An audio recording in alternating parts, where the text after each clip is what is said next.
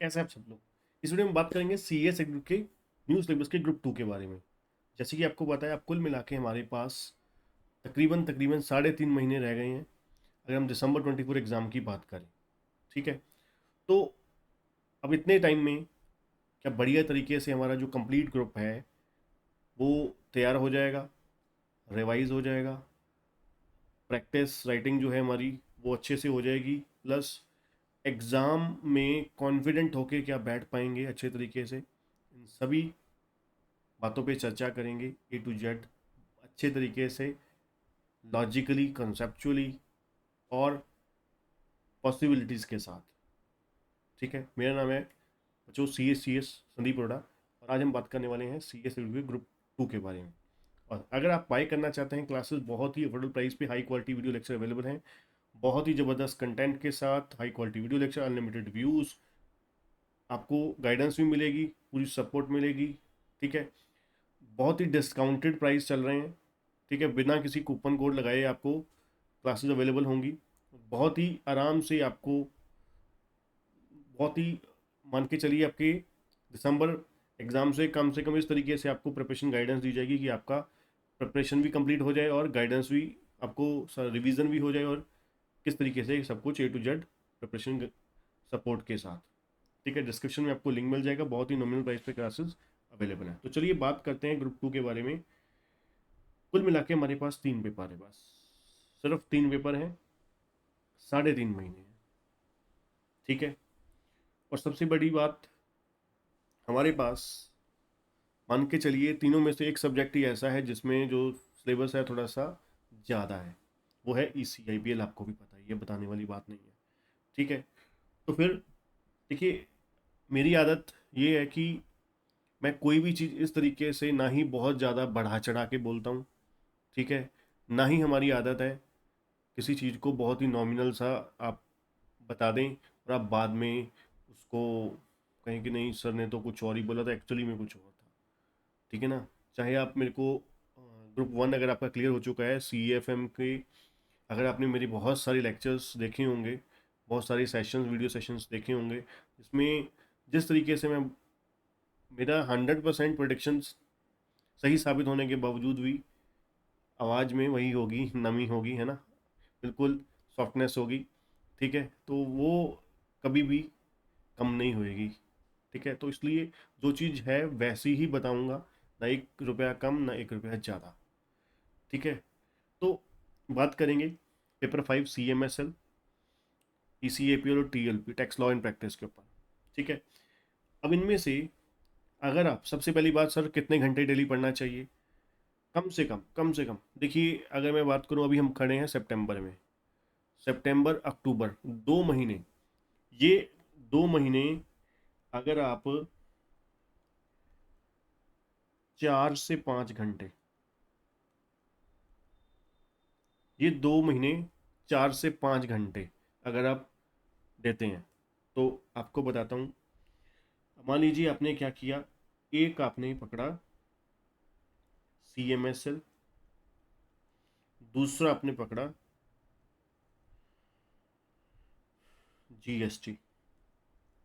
ठीक है, GST, सिर्फ आपने, सिर्फ और सिर्फ, मैंने क्या बोला, 4 से 5 घंटे, तकरीबन 4.5 घंटे लगा लीजिए एवरेज। ठीक है, तो 3 घंटे अगर आप CMSL को देते हैं, 2.5 से 3 घंटे, और ऑन एन एवरेज 1.5 घंटे की GST को देते हैं। ठीक है, GST आपको पता है, हमारे पास DT जो है वो 60 नंबर की है, IDT जो है, इनडायरेक्ट टैक्स जो है, वो कितने का है, 40 का। उस 40 में से भी तकरीबन 5 से 8 नंबर का अपने को कस्टम आता है। ठीक है, तो वो मान के चलिए आपका तकरीबन 32-35 नंबर का रह गया गिनती का GST। तो 50 घंटे से ज़्यादा तो होने नहीं चाहिए। ठीक है, मैक्सिमम 55 घंटे, 60 घंटे, इससे ज़्यादा नहीं GST होना चाहिए। ठीक है, तो बड़े आराम से आपका, ठीक है, 1.5 घंटा मैंने बोला, 30 दिन, 1 महीना बोला। ठीक है, तो 2-4 घंटे प्लस माइनस लगा लीजिए। ठीक है, तो ये आपका 1 महीने में आप चलिए एक हफ्ता और एक्स्ट्रा पकड़ लीजिए, एक महीना, सॉरी, 1 मंथ एंड 1 वीक आपका CMSL और इनकम टैक्स, GST सॉरी, बड़े आराम से ख़त्म हो गया। ठीक है, उसके बाद ये हो गया फर्स्ट। अब इसके बाद अब इसके बाद कुल मिला के तकरीबन आप एक पकड़िए इनकम टैक्स,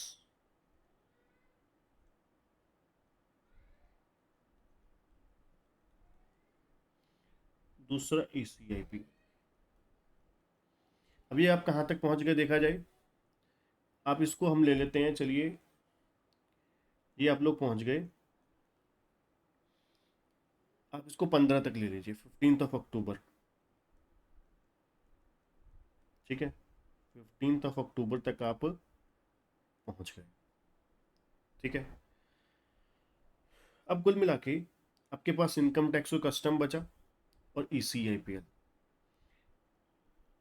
और मान लीजिए आप कितने तक, 5 दिसंबर तक का स्केड्यूल पकड़िए। ठीक है, 5 दिसंबर तक का स्केड्यूल पकड़िए। अब 5 दिसंबर तक के स्केड्यूल में आपके पास इनकम टैक्स, अब कितने दिन बचे, आधा, 15 दिन अक्टूबर के, एक महीना नवंबर का और 5 दिन दिसंबर के, एक महीना 20 दिन आपके पास बचा। ठीक है, अब हमारे पास 1.5 महीने के बाद आपको थोड़ा सा टाइम बढ़ा देना चाहिए। ठीक है, 4 से 5 घंटे की बजाय आप 6 घंटे का टाइम पकड़िए, कम से कम 6 घंटे का। ठीक है, 6 घंटे यार ज़्यादा नहीं होते CS जैसे कोर्स में ग्रुप क्लियर करने के लिए। तो 6 घंटे आपने दिए, आप डेली बेसिस पर 3 घंटे दीजिए ECIPL को। ठीक है, अ, ये आप दे दीजिए, चलिए 2 घंटे, 2 घंटे ECIPL को दो, 2 से 2.5 घंटे। ठीक है, 2 घंटे दो, 1.5 से 2 घंटे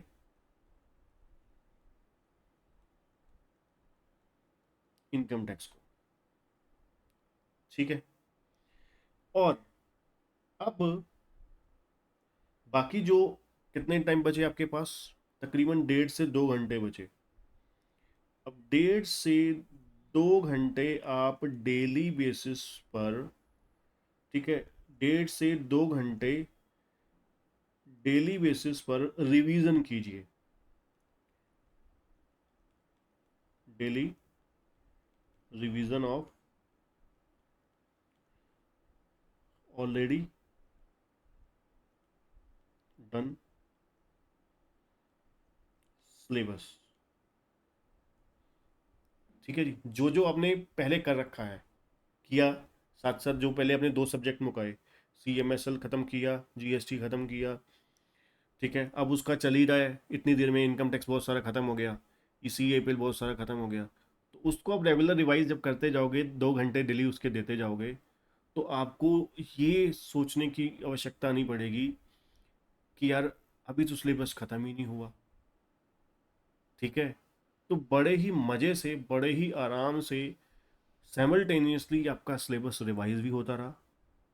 ठीक है, अब पॉसिबिलिटी देख लीजिए, मैंने 50 दिन बोले, 50 दिन में 2.5 घंटे ECIPL के बोले, ECIPL 100 घंटे का मैक्सिमम है। ठीक है, अगर मैं अपने इंस्टीट्यूट की बात करूँ। ठीक है, तो 100 घंटे में, 100 घंटे तो 40 दिन में ख़त्म हो जाते हैं, है ना, 40 × 2.5 कर दीजिए, 100 हो गया। ठीक है, तो फिर भी मैंने ज़्यादा टाइम लिया। ठीक है, 10 दिन एक्स्ट्रा लिए, 50 दिन लिए। तो कुल मिला के कहने का मतलब ये है, बड़े मज़े मज़े से आपके पास लास्ट 20 दिन बचेंगे, 15 दिन बचेंगे, जिसमें आप रेगुलर बेसिस पर राइटिंग प्रैक्टिस कर सकते हैं। लिख के ज़रूर देखिएगा, ज़रूर, साथ साथ 2 घंटे जो हैं उसमें थोड़ा थोड़ा थोड़ा थोड़ा लिखिएगा भी। उसके बाद कोशिश कीजिए कि ज़्यादा से ज़्यादा आप जो समरी है वो भी जहाँ पर आपको लगता है कि डिफ़िकल्ट है वहाँ पर कुछ सेलेक्टिव बेसिस पर चलिए, ठीक है, सेलेक्टिव बेसिस पर चलिए। जैसे प्रैक्टिकल है, ठीक है, इनकम टैक्स है, जीएसटी है, यहाँ पर आपको अच्छे मार्क्स आने के चांसेस हैं, ठीक है। तो यहाँ पर पेपर लिखने का तरीका होता है कि जैसे मान लीजिए आपको वो तरीका देखिए, जैसे मान लीजिए रेजिडेंशियल रेटस का क्वेश्चन आया आपको, उसके उसको उसने उसमें अपने आपका इफेक्ट ऑफ रेजिडेंशियल रेटस का टेबल बना दिया, बट नोट कोई नहीं लिखता। सेट ऑफ कैरी फॉरवर्ड में नोट कोई नहीं लिखता, ठीक है। पीजीबीपी या उसका क्वेश्चन आया उसमें नोट कोई नहीं लिखता। तो जब तक नोट नहीं लिखेंगे तो नंबर नहीं पूरे मिलेंगे। फिर आप कहते हो कि सर पेपर तो अच्छा हुआ था, नंबर 35 आए, नंबर 30 आए। वो कारण यही है कि हम लोग नोट्स नहीं लिखते, ठीक है। नोट्स एक्सप्लेनेशन, जितनी जितनी अच्छी एक्सप्लेनेशन होगी वो समझ जाएंगे कि बच्चा सिर्फ सम उसको सॉल्व करना नहीं, उसकी जो समझने की क्षमता है वो बहुत अच्छी है, ठीक है। जो राइटिंग स्किल्स हैं वो अच्छे हैं। राइटिंग स्किल्स आपको पता है हम लोग लॉ के एक्सपर्ट होने वाले हैं फ्यूचर में, ठीक है। तो हमारे पास राइटिंग, ठीक है, और लॉ रिलेटेड काम करने वाले हैं, तो वो चीज़ देखते हैं कि भाई लॉ को समझने की इनकी कितनी क्षमता है ना, ठीक है। तो ये तरीका आप अपनाइए, ये स्केड्यूल अपनाइए, ज़बरदस्त तरीके से आपका ग्रुप 2 पहली अटैम्प्ट में क्लियर होगा विद द शाइनिंग, है ना। तो कुल मिला के आज के लिए इतना ही, मिलते हैं नेक्स्ट वीडियो में। चैनल को सब्सक्राइब भी कीजिएगा, वीडियो को लाइक और कमेंट जरूर कीजिएगा, करना मत भूलिएगा। और क्लासेस बाय करने के लिए विजिट कीजिए kcctutorial.com में, डिस्क्रिप्शन में आपको लिंक मिल जाएगा।